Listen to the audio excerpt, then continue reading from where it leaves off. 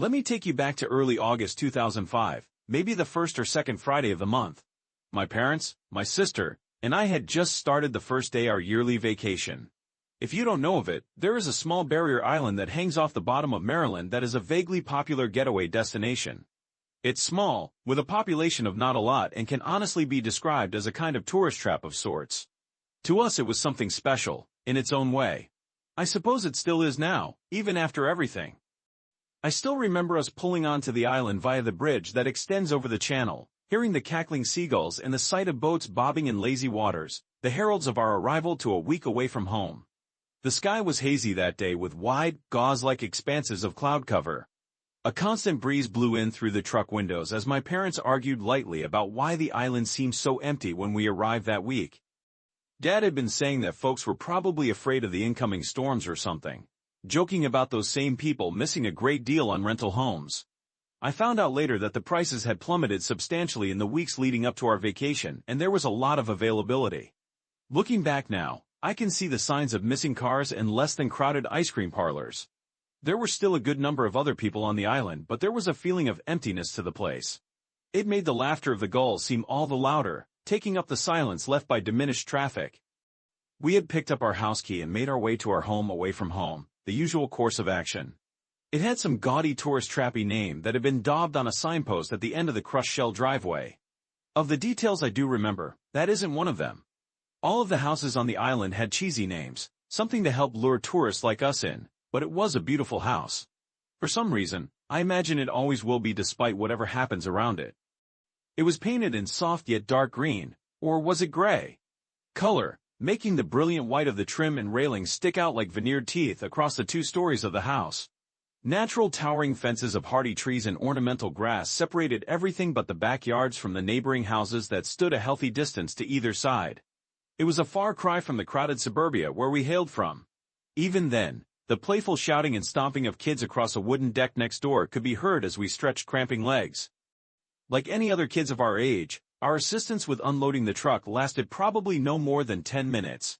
It didn't take much for my sister, Maddie or I to start darting from room to check out our home away from home that week. The spacious rooms, clean and tidy from the housekeepers who had vacated just moments before we arrived, all had the same smell of sand and artificial lemon. Cleaner, we tore through them, inspecting every cabinet or loudly which room was going to be ours, shouting like junior conquistadors from the 2-carat ND, floor sundeck. 2 boys in the backyard next door, imaginary peasants to our equally imagined royalty, had craned their necks up at us from their connected backyard as we drank in our temporary world. And from there we saw the backyard, from between the white posts of the railing. Through the glass double doors below us, past the back deck and down the path leading off of it, was a small pier jutting out past the marshy water's edge. We had never had one close to one of the previous rentals before. Our feet had dashed down the steps, excited pleas babbling to our parents to let us go look. They had let us go out with a tired bemusement on 2 conditions, that we would come back if it didn't look safe and to not bring any swampy mud back inside. Most of it was directed to me, since I was older than Maddie by 4 years. We had agreed to those terms with all the eagerness of children who hadn't listened to a word of it and fled into the hazy sunlight beyond the doors. The air smelled of cut lawns, salt water, and low tide, all of it carried in a heady mix on the growing breeze. Tiny choppy waves danced and ebbed into the seagrass that reached up past the edge of dry land. Fiddler crabs had scampered into their burrows our pounding approach across the planks of the pier. It was old but sturdy, salt rime and algae growth marking the heights of the tide on the posts sunk into the earth.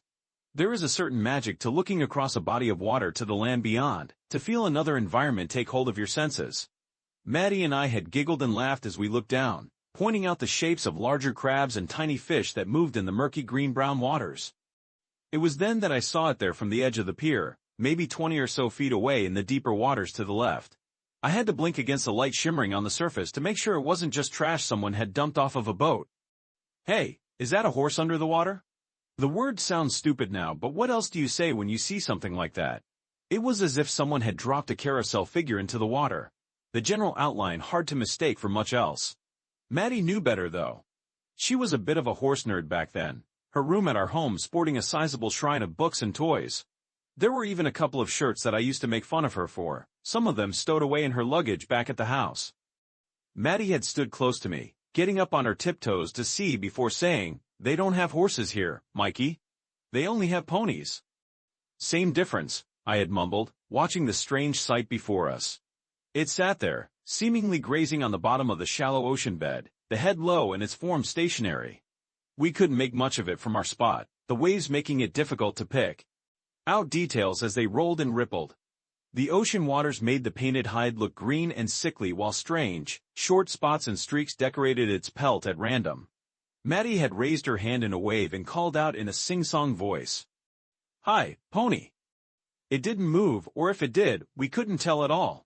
I had laughed at her, forgetting that I also had been 9 years old once, and was about to tell her how dumb she sounded when someone spoke. "What you looking at?" We had jumped at the voice, seeing two boys approaching us across the planking. Our focus had been solely on the curiosity before us, and hadn't even heard them approach. One was definitely older than me, but the other clutched a green teddy bear under one arm as he walked in the shadow of his brother. He couldn't have been much older than Maddie. "There's a horse, pony in the water," I had told them, my words excited at showing off our discovery. "Want to see?" "Is that some kind of game you're playing?" the older boy asked dismissively as he scratched at a cluster of acne on his face. My jaw tightened with teenage annoyance as he kept speaking. "Want to play tag or try and catch some crabs with us? We found some scoops and shovels under the porch." "I want to see a horsey, Henry," the younger boy had asked meekly, tugging on his brother's shirt. I had smiled at him and he raised his stuffed animal up to his chest, putting another ward between him and us. Maddie had her back to them, quietly focused on the pony. "It's not a game," I said, pointing out to where it was. "There's something out there." My olive branch in sharing the oddity in the water withered as Henry's eyes rolled, perfectly synced with a dramatic huff. Regardless, he walked to the end of the pier with all of the confidence of a teen who knew when they were the oldest one present. "Come on, David," he grumbled, letting his brother shuffle behind him. I moved closer to Maddie, giving them space to occupy. It didn't take long for their eyes to widen in surprise. "Holy hell! You're not lying. Look at that stupid thing down there," Henry had said, craning forward to see it better. David bounced on his feet, a grin spreading across his face behind his stuffed animal's head. They began to wave and yell at the submerged equine, trying to get its attention. I had winced at both the sudden behavior and knowing how my parents felt about anyone swearing around my sister. These kids were not my kind of friends, and I felt regret at even humoring the idea of them joining us in those moments. But I felt something else as I heard something.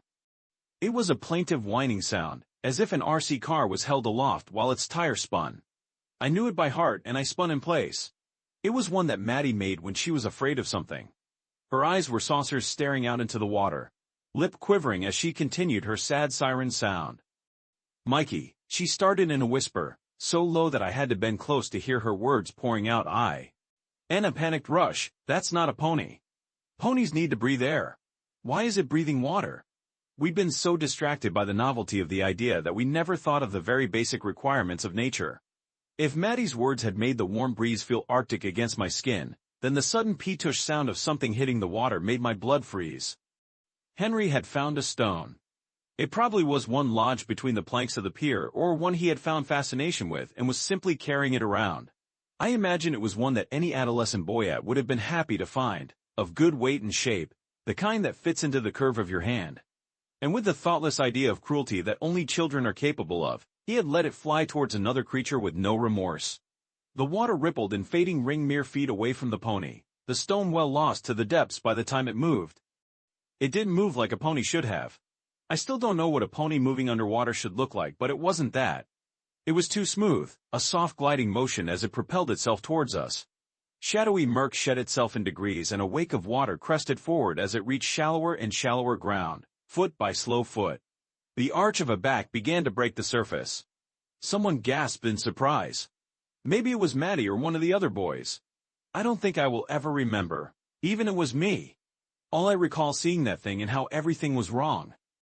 Bulging, bloated flanks of grease-colored white and rotted brown pushed straining ribs against the skin of the creature, the bones rippling the water surface as it moved. Small spines, not barnacles, dotted the pelt in an irregular pattern like fingers poking through cloth. Its legs were lost in the debris kicked up from the seabed.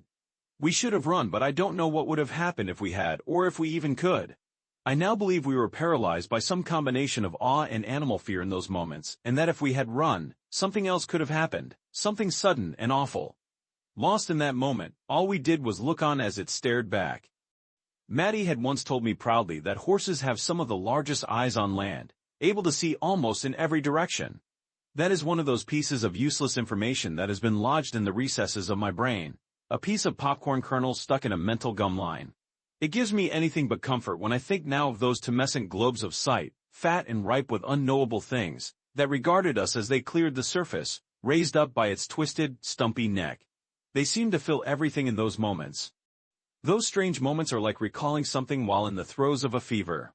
I felt floaty, the world becoming a waxy smear in my mind.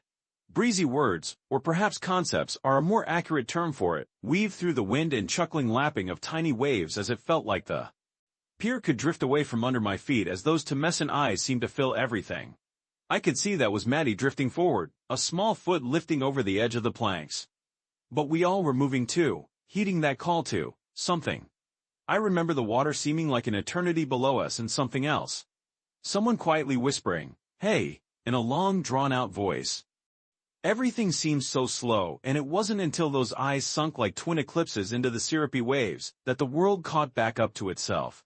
The whispers became yells, the world becoming sharp and clear again in degrees. I grabbed Maddie, pulling her back as she tilted forward on the foot that was extended over the edge, barely keeping myself from toppling over either. Nobody was able to stop Henry from toppling over into the salt water. He erupted into shouts as he flailed and sputtered. David wailed at the top of his lungs, strangling the non-existent life from his teddy bear in a death grip. My dad sprinted across the yard, sunglasses bouncing off of his head. He continued shouting, his words growing clearer by the moment in my ears. I don't think I know the last time I had seen him run or in a panic before then. I don't think a lot of kids realize how bad things are until they see a parent run like that.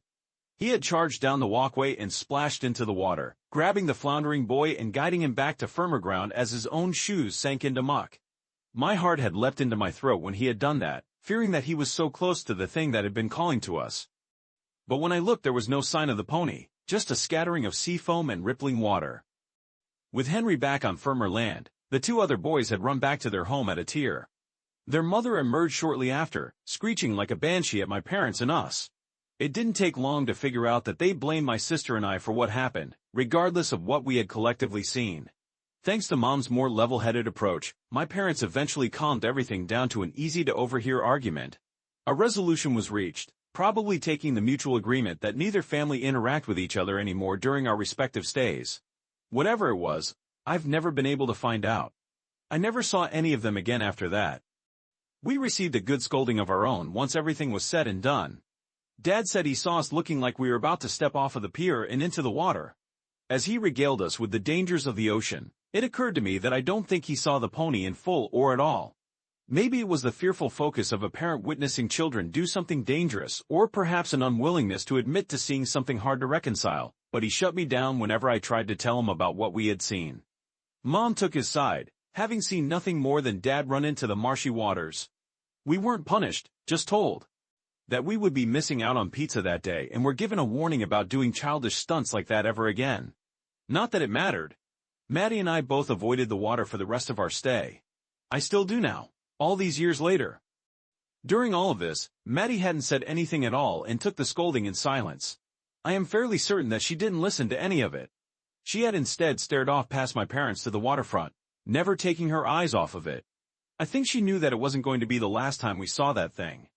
And I hate how right she was.